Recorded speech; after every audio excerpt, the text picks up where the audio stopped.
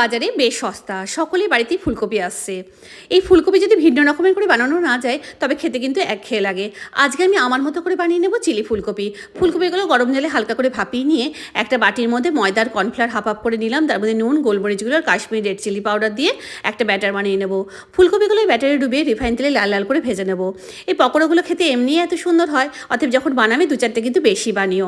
এগুলো ভাজা হয়ে গেলে তেলের মধ্যে আমি প্রথমে দেবো হলো রসুন কুচি, তারপরে দিয়ে দেবো হলো পেঁয়াজ কুচি। পেঁয়াজটা একটু নরম হলে দিয়ে দেবো হলো ক্যাপসিকামটা হালকা করে ভাজা হয়ে গেলে এর মধ্যে দিয়ে দেবো হলো নুন, ভিনিগার আর গোলমরিচ গুঁড়ো।